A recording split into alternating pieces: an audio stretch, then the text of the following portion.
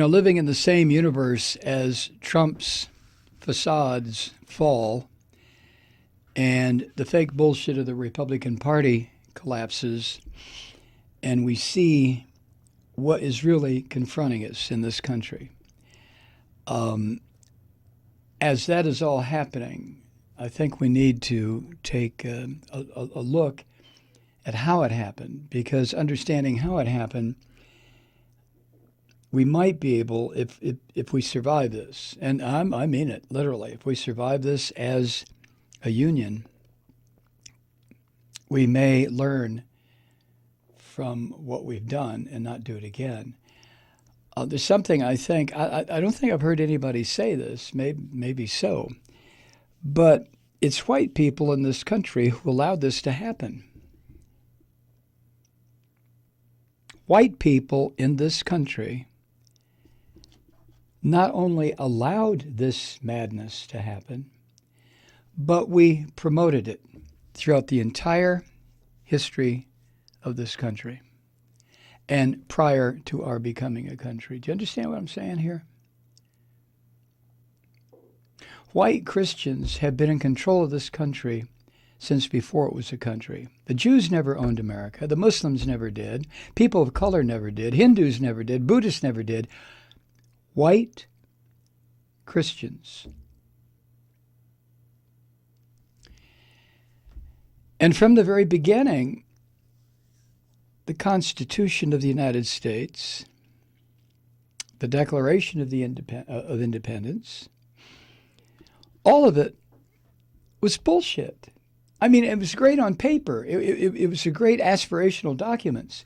But as far as reflecting the reality of where we were 235 years ago, 240, whatever it is, it did not reflect where we were. We didn't believe all people were created equal. We didn't believe that bullshit. We didn't believe everyone was endowed by their so-called creator with certain unalienable rights. We didn't believe that shit.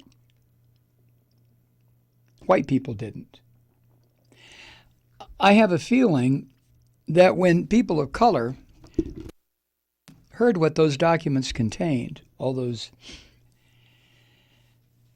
years ago, I wonder if they accepted the fact that they were being left out, that those documents were being written at a time of slavery in its most brutal form. I wonder if people of color understood at the time the total hypocrisy of white Christians. I have to wonder. I can't pretend like this shit didn't happen the way it happened.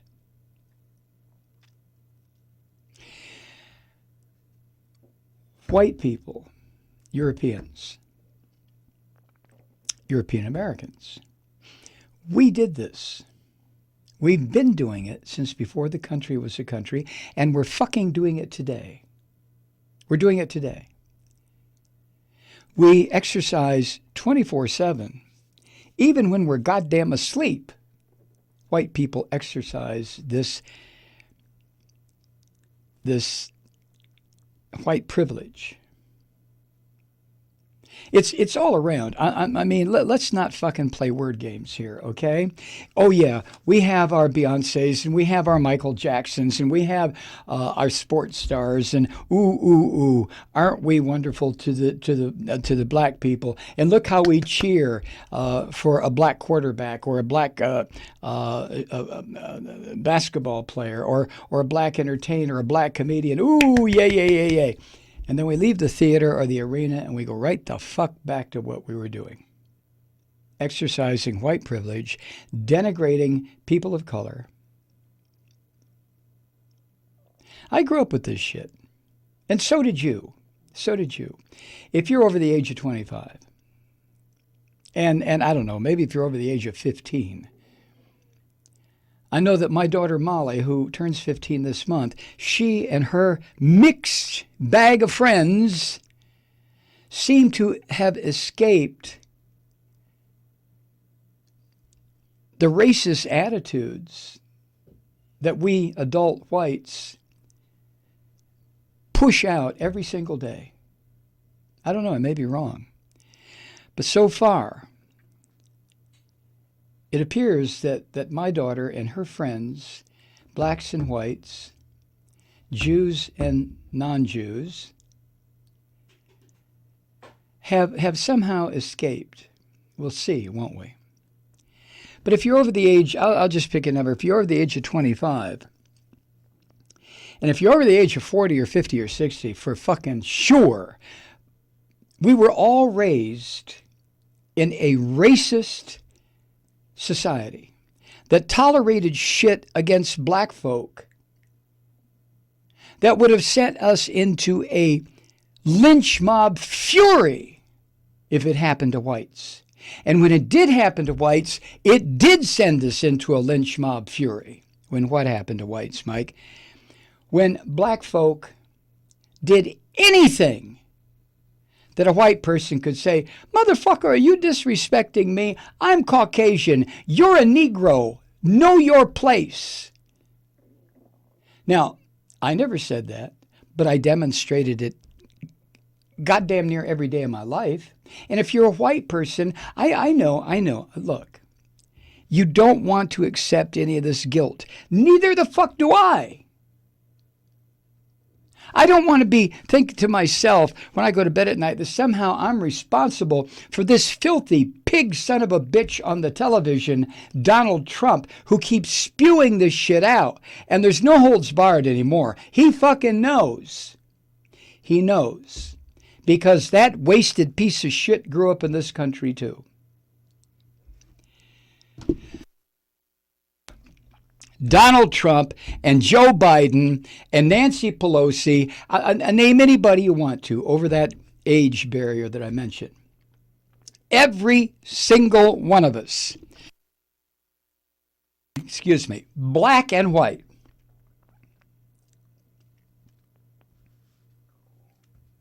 and I'm using the black-white divide.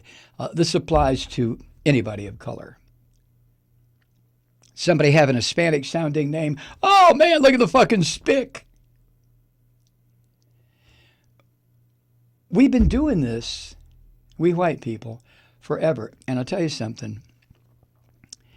Eventually, the chickens are coming home to roost, as my grandmother used to say. Who was it that said, I'm paraphrasing, but the United States better hope that there's no such thing as justice.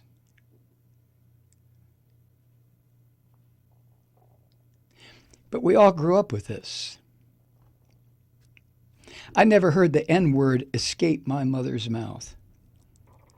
She was looked on as a colored girl when she was in elementary and secondary school because she was so dark, Italian. And I guess as a result of the bigotry that she had put on her, and she did, I realized she was white by modern standards, I guess, but I mentioned in the book my mother's 8th grade graduation picture from this middle school or whatever the hell, grade school it was called, I guess, in Findlay, Ohio. All these little white kids, every single one of them white. And there's the colored girl, my mother. She stands out because of her dark skin. And maybe because of that, Sylvia made damn good and sure that she never used the N-word, never, that I heard. She would rail on about the coloreds, and maybe that's just as bad, but what she was practicing was a kind of racism that she grew up with, too. She grew up at the turn of the 20th century. 1915, she was born.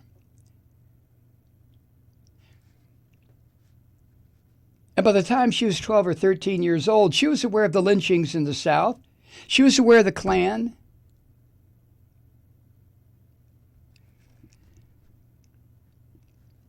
And I don't think that, or rephrase it, I believe that no matter how hard she tried to not pass on her personal racism or the racism in the culture to my two brothers and sister, no matter how hard she tried. I don't think she succeeded. My old man's another story. That crazy fucker was like Trump. If my old man had been alive when Trump was running for anything, Joe Malloy would have voted for him in a fucking heartbeat.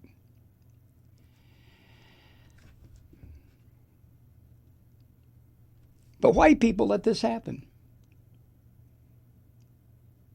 And that may be a little bit too passive. Let this happen. We made this happen.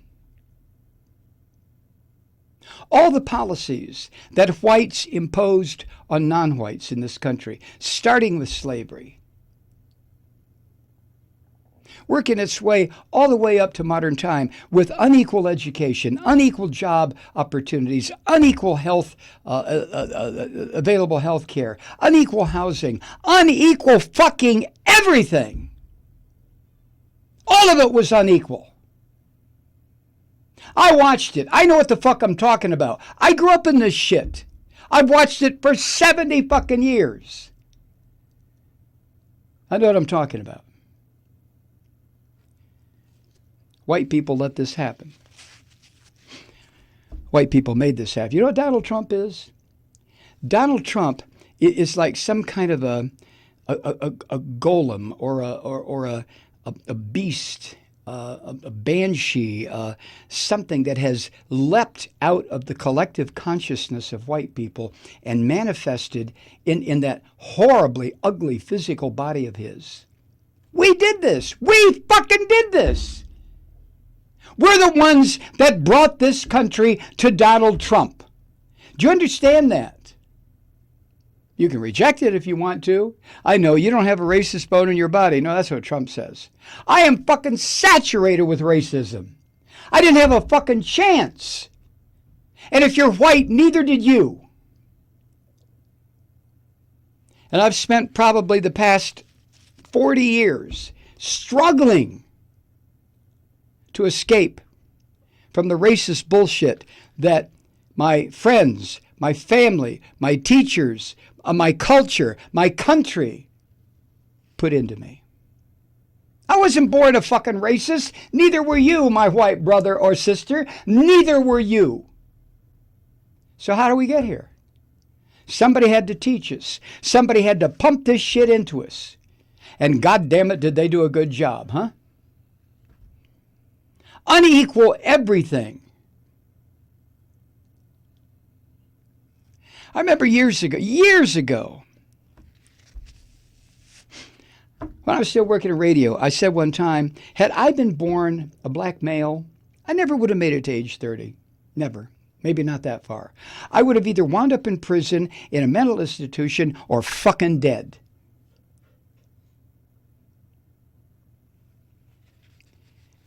We did this. We can talk about Trump's racism, and he is a racist piece of shit. We can talk about him until he's no longer on Earth. And it doesn't make any fucking difference whatsoever. We did this. We produced Donald Trump. Hi, Truth Seekers. Mike Malloy here. As you know, we've switched formats and are now broadcast exclusively on the Progressive Voices Network. So that means you get fewer program interruptions, no corporate commercials, and lots of profanity. But our format change also means some of our radio listeners no longer hear the program. It's been a while since I mentioned our podcasts, so you may have forgotten that there is a way to listen to this program anytime you need a good dose of screaming. Visit MikeMalloy.com and subscribe to our podcasts. You have your choice. You can listen to The Ranting with the audio podcast or listen and watch me lose control with a video podcast subscription. As a podcast subscriber, you can download the program to your mobile device and take me with you wherever you go. And if you have a friend who needs a dose of truth-seeking, you can give a gift subscription as well. That's MikeMalloy.com, and never miss a minute of the uncensored fun and frivolity.